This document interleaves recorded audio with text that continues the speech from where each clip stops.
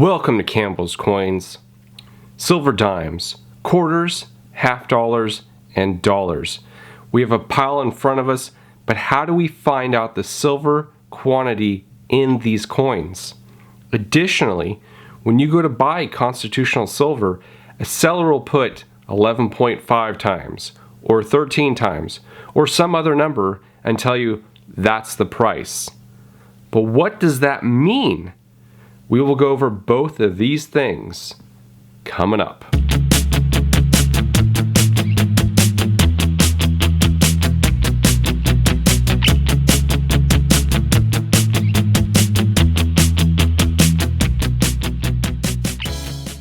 So I'm going to show you how to calculate how many ounces of silver is in your constitutional silver in any denomination or combination of denomination. All you need for this is a calculator. As you know, calculating how many ounces is in constitutional silver is a tad confusing because junk silver is 90% silver. It's not 100% pure silver, and each denomination of coin doesn't contain an even amount of silver. Here's a rule to live by.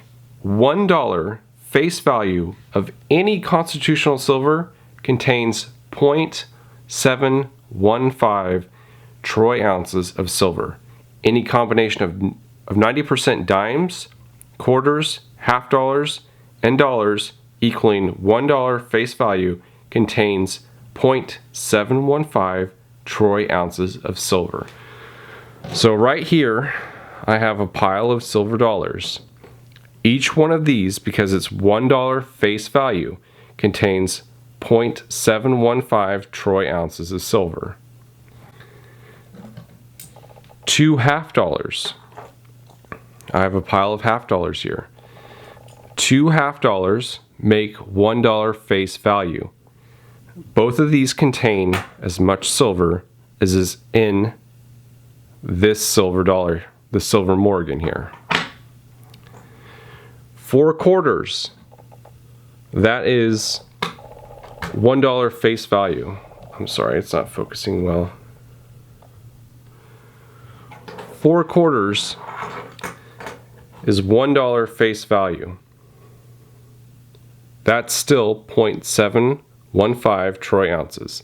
So this pile of quarters here is the same amount as these 2 half dollars here and this silver dollar. 10 silver dimes has 0.715 troy ounces of silver because it's a $1 face value. So this amount of dimes here has the same amount of silver as here, here, and here. But let's say you had combinations of, you had 5 dimes and 2 quarters, or 1 quarter and 1 half dollar, and the rest were dimes. It doesn't matter. Any combination of 90% dimes, quarters, and half dollars equaling $1 face value contains 0.715 troy ounces of silver.